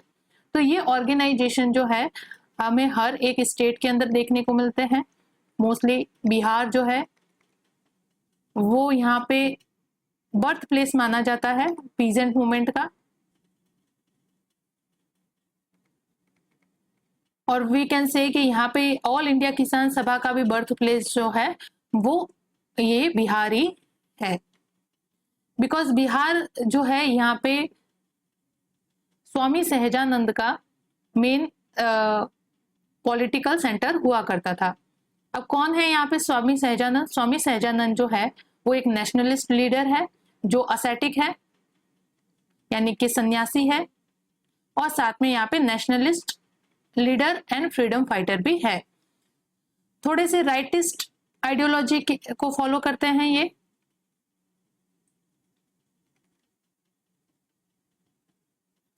और स्वामी सहजानंद का जो पूरा जीवन है वो इसी चीज के ऊपर रहा है कि उन्होंने पीजेंट्स के राइट्स को सिक्योर करने के लिए और जमींदारी के कारण हो रहे पीजेंट्री के ऊपर अत्याचारों से उन्हें मुक्ति दिलाने के लिए हमेशा इन्होंने आवाज उठाई है। इस वजह से इन्होंने, स्वामी सहजानंद ने बिहार में, जो बिहार से ही बिलोंग करते थे, बिहार में बिहार प्रोविंशियल किसान सभा का गठन किया 1929 के अंदर। तो 1929 के अंदर जो ये बिहार प्रोविंशियल किसान सभा है, इसको हम प्रीकर्सर मानते हैं इस ऑल इंडिया किसान सभा का। तो इंडिया के अंदर स्वामी सहजानंद को किसान मूवमेंट का या पीजेंट मूवमेंट का जनक माना जाता है। स्वामी सहजानंद को क्या कंसीडर किया जाता है यहाँ पे? किसान मूवमेंट, किसान आंदोलन या पीजेंट मूवमेंट का जनक कहा जाता है। तो क्लास कॉन्शियसनेस की वजह से ऑर्गेनाइजेशन फॉर्म हो रहा है, उसी का एक रिजल्ट है यहाँ पे स्वामी सहजानंद की लीडरशिप में बिहार के अंदर बिहार प्रोविंशियल किसान सभा का गठन किया जाता है। और यही बिहार प्रोविंशियल किसान सभा जो है वो प्रीकर्सर है ऑल इंडिया किसान सभा का। ऐसे ऐसे जो नॉर्दर्न पार्ट के अंदर स्वामी सहजानंद लीड कर रहे थे पीजेंट मूवमेंट को, और आंध्रा के अंदर यानी साउथ के अंदर आरजी रंगा जो है वो पीजेंट को यहाँ पे मोबिलाइज कर रहे थे, यूनिफाई कर रहे थे। और उन्होंने वहां पे पीजेंट को मोबिलाइज और यूनिफाई करके स्वामी सहजानंद के जैसे ही एक पीजेंट ऑर्गेनाइजेशन का गठन किया, दैट इज नोन एज किसान सभा। तो किसान सभा मूवमेंट जो है वो क्या डिमांड रेज करती है? फॉर द अबॉलिशन ऑफ जमींदारी, यानी एंटी फ्यूडल मूवमेंट था ये, कि जो जमींदारी है उसका कंप्लीट अबॉलिशन किया जाए या जमींदारी कंप्लीट खत्म की जाए, और जो पीजेंट्री राइट है या टेनेंसी राइट है वो कंप्लीट किनको दिए जाए? कल्टीवेटर को दिए जाए, टेनेंट्स को दिए जाए या पीजेंट्स को दिए जाए। तो लैंड जो है that should be belong to the peasant, not to the zamindars. तो यहाँ पे जमींदारी का अबॉलिशन, और यहाँ पे नॉर्थ के साइड में स्वामी सहजानंद सभी जो है साउथ के अंदर एनजी रंगा और नॉर्थ के अंदर स्वामी सहजानंद दोनों ने मिलकर यहाँ पे पीजेंट्री को यहाँ पे मोबिलाइज किया, यूनिफाई किया और एक ऑर्गेनाइजेशन के फॉर्म में यहाँ पे उनकी डिमांड को गवर्नमेंट के सामने रखने की कोशिश की। तो फिर जब धीरे धीरे आते आते ये पीजेंट मूवमेंट जो है ये ऑर्गेनाइजेशन का सोशल बेस और ज्यादा बढ़ जाता है और ज्यादा ये पावरफुल होते हैं। तो फिर कांग्रेस सेशन, जो कांग्रेस का सेशन होता है 1936 के अंदर, 1936 के अंदर, that is held in Lucknow. तो लखनऊ सेशन के अंदर कांग्रेस के द्वारा अब ये नीड महसूस की गई कि पीजेंट जो है उनको एक नेशनल पीजेंट के राइट्स को और उनकी डिमांड को रखने के लिए यहाँ पे एक नेशनल प्लेटफॉर्म का होना जरूरी है। तो इस वजह से फिर कांग्रेस के लखनऊ सेशन जो 1936 के अंदर हेल्ड होता है वहां पर किसान ऑल इंडिया किसान सभा का गठन किया जाता है। और इस ऑल इंडिया किसान सभा जो है ये नेशनल प्लेटफॉर्म का वर्क करती है for the peasant rights and demand. और इसके जो फर्स्ट प्रेसिडेंट है वो किनको बनाया जाता है? स्वामी सहजानंद को। तो ऑल इंडिया किसान सभा के जो फर्स्ट प्रेसिडेंट होते हैं वो भी कौन होते हैं? स्वामी सहजानंद होते हैं, बिकॉज स्वामी सहजानंद ने इस फील्ड के अंदर बहुत ज्यादा वर्क किया रहता है। तो कांग्रेस ने ये कमांड भी स्वामी सहजानंद को यहाँ पे संभालने को दे दी। और इस तरह से ऑल इंडिया किसान सभा का गठन होता है जो एक नेशनल प्लेटफॉर्म के रूप में वर्क करता है for the representation of the peasant in India. Then यहाँ पे जब ऑल इंडिया किसान सभा का फॉर्मेशन हो जाता है, एक नेशनल प्लेटफॉर्म मिल जाता है पीजेंट्री को, तो यहाँ पे ऑल इंडिया किसान सभा के द्वारा एक मैनिफेस्टो निकाला जाता है, मैनिफेस्टो इशू किया जाता है, और जिसके अंदर जमींदारी का कंप्लीट अबॉलिशन की बात रखी जाती है और पीजेंट्री के जो ऑक्यूपेंसी राइट है वो उनको वापस रिस्टोर करने की बात यहाँ पे इस मैनिफेस्टो में कही जाती है। वही दो चीज, anti feudalism and securing the right of farmers. तो इस मैनिफेस्टो का भी यही एम था कि जो पीजेंट्री राइट्स है वो कंप्लीटली किनको रिस्टोर किए जाए? टेनेंट्स को रिस्टोर किए जाए या पीजेंट्स को रिस्टोर किए जाए? इनको ऑक्यूपेंसी राइट्स को। और जो जमींदारी है उसका क्या किया जाए? कंप्लीट अबॉलिशन किया जाए। तो ये ऑल इंडिया किसान सभा के मैनिफेस्टो के अंदर इनकॉर्पोरेट किया जाता है। फिर जब फाइनल इलेक्शन हो जाता है 1937 में, तो उसके बाद कांग्रेस मिनिस्टर ने कुछ मेजर्स जो है वो अप्लाई किए छोटे अलग अलग डिस्ट्रिक्ट के अंदर, जैसे कि यूपी के अंदर जो कल्टीवेटर्स थे या जो टेनेंट्स थे उनको ऑक्यूपेंसी टेनेंट्स का स्टेटस दिया गया, यानी उनको ऑक्यूपेंसी राइट जो है वो यहाँ पे रिस्टोर किए गए। और यहाँ पे जो इंटरेस्ट रेट है या रेवेन्यू रेट जो थे उनको फिक्स किया गया। सॉरी, रेवेन्यू को फुलफिल करने के लिए जो मतलब मनी लेंडर से वगैरह या जो ये डेप्ट लेते थे उनके ऊपर जो लोन का जो रेट है, इंटरेस्ट रेट है, उसको फिक्स किया गया और उस फिक्स रेट के ऊपर ही इनको फिर वापस वो लोन पे करना होता था टू फुलफिल दिस रेवेन्यू और लैंड रेंट। कुछ जगहों पे ये मेजर्स अपनाए गए, बिकॉज यहाँ पे क्या होता था कि जो एक बार मनी लेंडर से आपने पैसे ले लिए तो फिर मनी लेंडर जो है मनमाने ढंग से उसके ऊपर इंटरेस्ट रेट लगाता था, यानी ब्याज की दरें वहां पे वो लगाता था। कभी उसने 2% रख दी, कभी उसने वहां पे 10% कर दी, तो इस तरह से मनमाने ढंग से ये उतार चढ़ाव होते थे ब्याज की रेट के अंदर। तो फिर जो कांग्रेस है उसने फिर यहाँ पे कुछ स्टेप लिए और उससे उन्होंने क्या किया कि इस ब्याज की दर को फिक्स कर दिया कि इस ब्याज के ऊपर ही आप किसान को पैसा दोगे और उस ब्याज पर ही वो वापस आपको लौटाएगा, उसके अंदर कोई भी फ्लक्चुएशन देखने को नहीं मिलना चाहिए। तो इस तरह के मेजर्स कांग्रेस कमेटी द्वारा या कांग्रेस मिनिस्टर्स द्वारा अपनाए गए। और यहाँ पे जो ग्रेजिंग लैंड होती थी, जो फॉरेस्ट लैंड होती थी, उसके ऊपर जो पशु चराने का भी क्या लगता था, टैक्स लगता था। बिकॉज जमींदारी सिस्टम के अंदर क्या हो गया था, जो कस्टमरी राइट्स थे ग्रेजिंग लैंड के ऊपर वगैरह वो टेनेंट से छीन लिए गए थे। वो टेनेंट्स जो है ग्रेजिंग लैंड वगैरह यूज नहीं कर सकते थे, फॉरेस्ट लैंड भी वो यूज नहीं कर सकते थे फॉर ग्रेजिंग देयर कैटल्स। तो उसको उनको यूज करने के लिए उस पर क्या लेते थे, टैक्स लिया करते थे कि आप टैक्स दो और उसके बाद ही आप अपने जो कैटल्स है उनको वहां पे चरा सकते हो। तो वो ग्रेजिंग फीस भी है वो अबॉलिश कर दी गई। तो इस तरह के मेजर जो है वो अपनाए गए after the formation of all India Kisan सभा।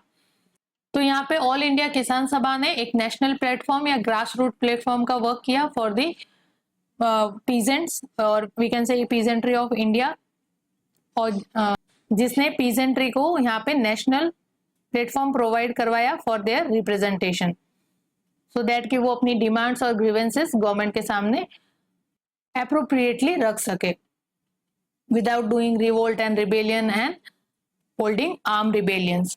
तो इस तरह की एक्टिविटी नहीं करके अब यहाँ पे हमें क्या देखने को मिलता है, ऑल इंडिया किसान सभा या वी कैन से कि 1921 से स्वामी सहजानंद के द्वारा जो पीजेंट मूवमेंट चला है उसके अंदर हमें ऑर्गेनाइजेशन फॉर्म होते हुए दिख रहे थे। इससे पहले क्लास कॉन्शियसनेस तो जाग चुकी थी, लेकिन जितने भी हमने जैसे बारडोली सत्याग्रह देखा, खेड़ा सत्याग्रह देखा, इसमें जो पीजेंट है वो यूनिफाई हो रहे थे, लेकिन उनको रिप्रेजेंट करने के लिए कोई ऑर्गेनाइजेशन नहीं था जो उनको रिप्रेजेंट कर सके। तो यहाँ पे स्वामी सहजानंद को जो है पीजेंट मूवमेंट का जनक इसलिए कहा जाता है कि स्वामी सहजानंद की लीडरशिप के अंदर जो पीजेंट मूवमेंट हुए वो मोर ऑर्गेनाइज फॉर्म में थे। उनके रिप्रेजेंटेशन के लिए एक ऑर्गेनाइजेशन जैसी जो संस्था है उसको गठित किया गया था। तो इस वजह से जो स्वामी सहजानंद है वो भारत के अंदर किसान आंदोलन के जनक माने जाते हैं, पीजेंट मूवमेंट के यहाँ पे फाउंडर माने जाते हैं। तो ये था ऑल इंडिया किसान सभा। इसको भी कांग्रेस वगैरह का सपोर्ट मिला, जिसके अंदर फिर ऑल इंडिया किसान सभा बनी है, जो स्वामी सहजानंद का ही एक एफर्ट है यहाँ पे।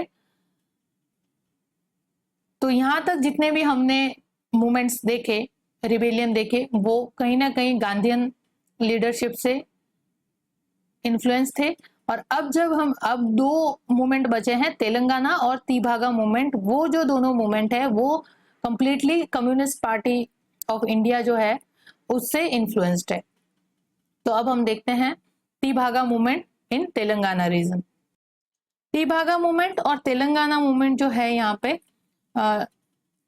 तेलंगाना मूवमेंट जो है वो तेलंगाना रीजन के अंदर, तीभागा मूवमेंट जो है वो बंगाल रीजन के अंदर यहाँ पे होता है।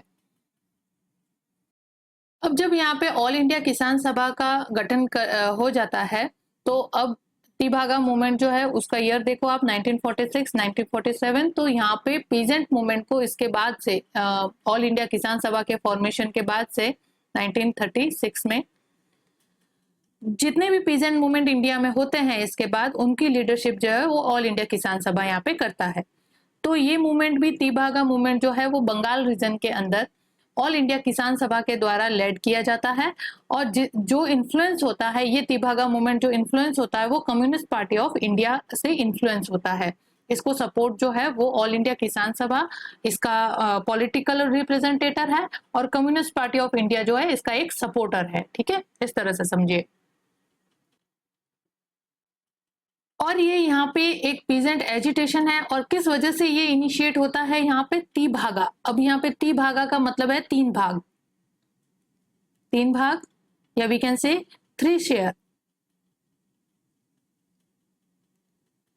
तो ये जो एजिटेशन है, ये तीभागा मूवमेंट है, वो इनिशिएट किया गया था by the share croppers. Share croppers का मतलब होता है लैंड आपकी किसी और की होती है, उसका लैंडलॉर्ड कोई और होता है, और वो लैंडलॉर्ड अपनी जमीन को कल्टीवेटर्स को दे देता है उसके ऊपर खेती करने के लिए।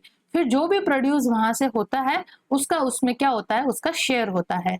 तो यहाँ पे क्या था कि इन पीजेंट मूवमेंट ने तीभागा मूवमेंट ने कि जो एसोसिएटेड शेयर क्रॉपर्स थे, उन्होंने ये डिमांड रखी कि जो भी प्रोड्यूस होता है उसका 2/3 भाग तो हम रखेंगे, यानी कि ये 2/3 भाग तो किन को जाएगा, इन शेयर क्रॉपर्स को जाएगा, और 1/3 जो है वो किसके लिए सिक्योर किया जाए, लैंडलॉर्ड के सिक्योर किए जाए।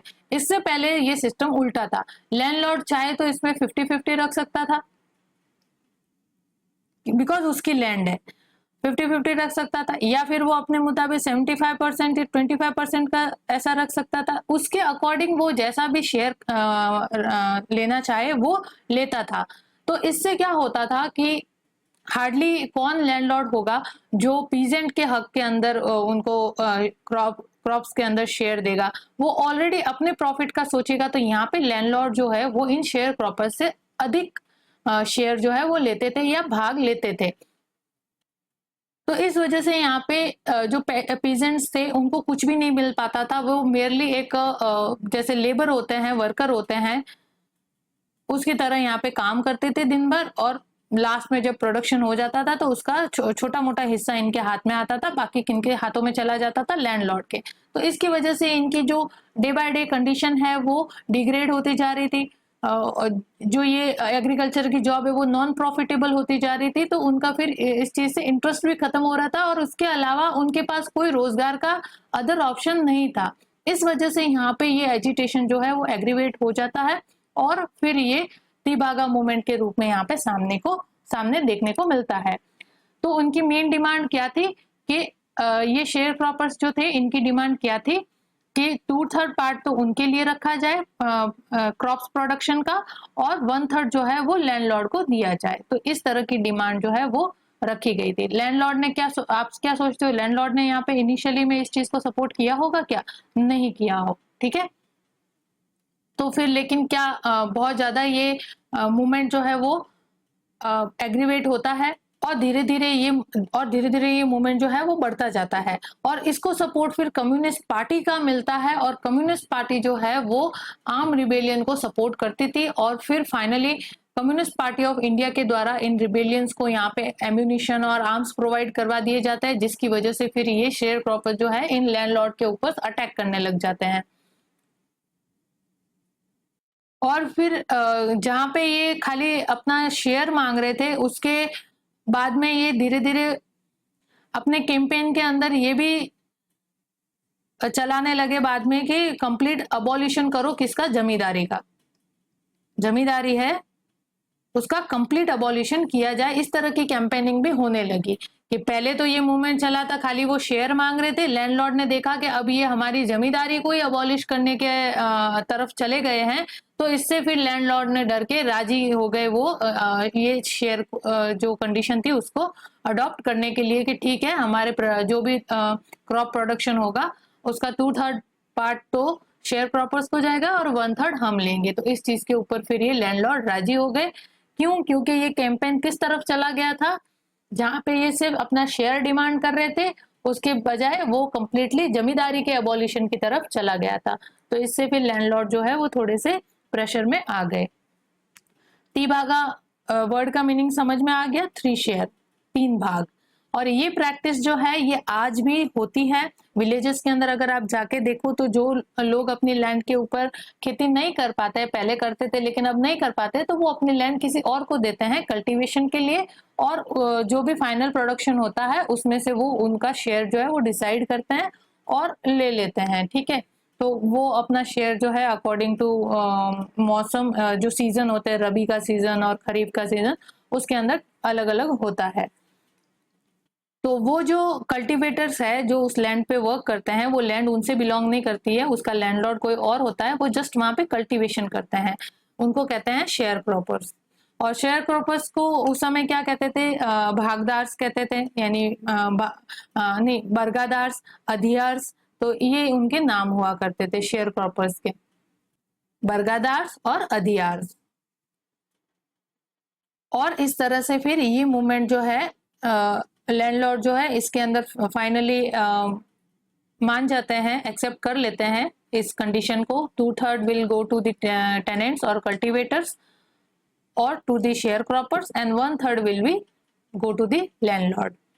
और ऑल्सो इसके साथ साथ यही चीज नहीं अपनाई गई, और जो जमींदारों के द्वारा इलीगल एग्जेक्शन कर दिया जाता था लैंड से, इन केस रिवेन्यू रेंट्स पे नहीं कर पाते थे या शेयर क्रॉप का हिस्सा नहीं दे पाते थे उनको, तो फिर उनको इलीगली टेनेंट्स को यहाँ पे लैंड से एग्जेक्ट कर दिया जाता था, उनके साथ अन्याय होते था। तो उन सारी प्रैक्टिस को भी यहाँ पे रिपील किया गया, बैन किया गया, यानी यहाँ पे भी वापस टेनेंसी को ऑक्यूपेंसी राइट्स ग्रांट करने की कोशिश की गई।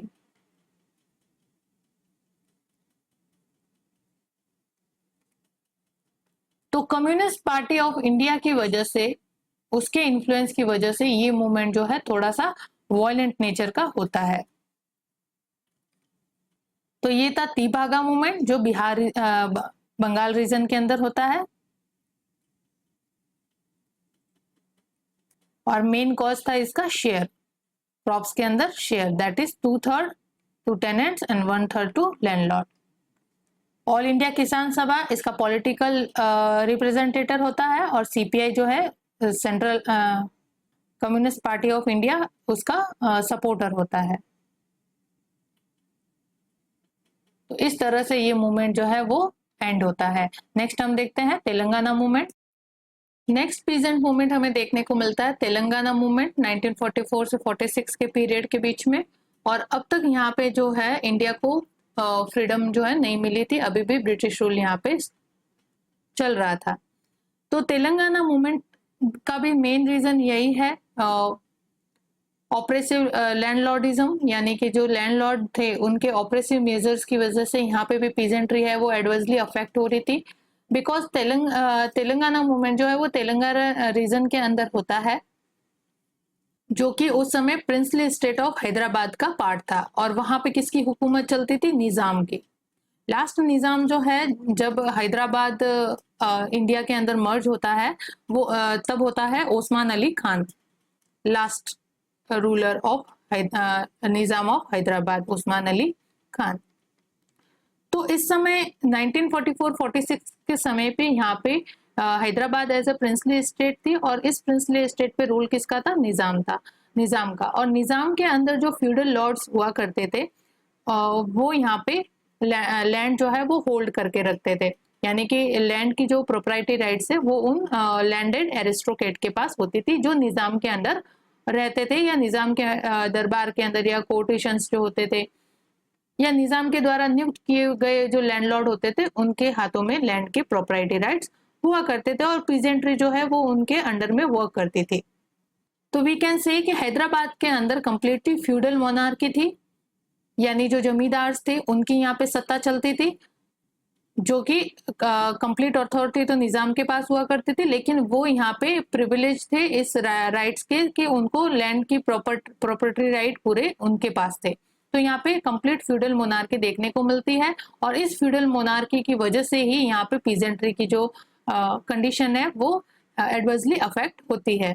तो इन फ्यूडल मोनार्क को, या फिर जो लैंडेड एरिस्टोक्रेट है, उनको डोरास के नाम से जाना जाता था हैदराबाद के अंदर। तो they were known as doras in their native language.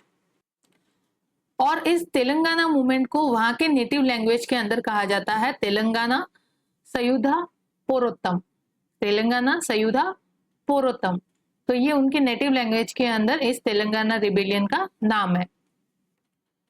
तो यहाँ पे फिर इन ऑपरेसिव लैंडलॉर्डिज्म की वजह से, यानी जमींदारों के अत्याचार की वजह से, यहाँ पे ये पीजेंट्री जो है इन फ्यूडल मोनार्क के अगेंस्ट खड़ी होती है और ये जो है एक आर्म रिबेलियन के रूप में फॉर्म होता है। इनका जो ये एजिटेशन है वो आर्म रिबेलियन होता है और इनको ये आर्म और एम्यूनिशन जो है वो कौन प्रोवाइड करवाते हैं? सीपीआई के लीडर, यानी कम्युनिस्ट पार्टी ऑफ इंडिया के फॉलोअर जो उनके लीडर थे वो इस मूवमेंट को सपोर्ट करते हैं और इन पीजेंट को यहाँ पे आर्म्स जो है वो प्रोवाइड करवाई जाती है और इन फ्यूडल मोनार्क के अगेंस्ट इनको खड़ा किया जाता है। तो क्या ग्रीवेंसेस रहते हैं इन डोरास? ये डोरा जो है वो उन पीजेंट से एक तो हाई, वही मेन कारण, हाई रेवेन्यू रेट जो है वो कलेक्ट करते थे। इन केस वो पे नहीं कर पाते थे तो ऑपरेसिव मेजर यूज किए जाते थे फॉर द रेवेन्यू कलेक्शन, और in case oppressive measure use करने के बावजूद भी अगर वो पे नहीं कर पा रहा है तो उसको उसकी जमीन से यहाँ पे बेदखल कर दिया जाता था, और बेदखल नहीं किया जाता था तो उसको फोर्स लेबर के रूप में वर्क करवाया जाता था।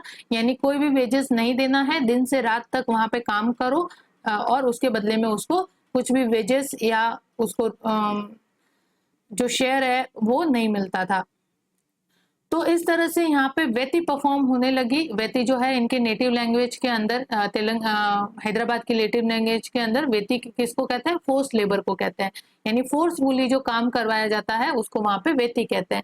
तो वेती की प्रैक्टिसेस जो है वो परफॉर्म होने लगी यहाँ पे हैदराबाद के अंदर, और जिससे पीजेंट जो है वो बहुत ज्यादा एडवर्सली अफेक्ट होती है। उनकी जो लाइफ स्टाइल है वो डे बाय डे डिग्रेड होती जाती है और डे बाय डे जो है वो पुअर कंडीशन के अंदर रहने लगते हैं। यानी कि पॉवर्टी के अंदर कंप्लीटली हैदराबाद की पीजेंट्री है वो इनगल्फ हो जाती है।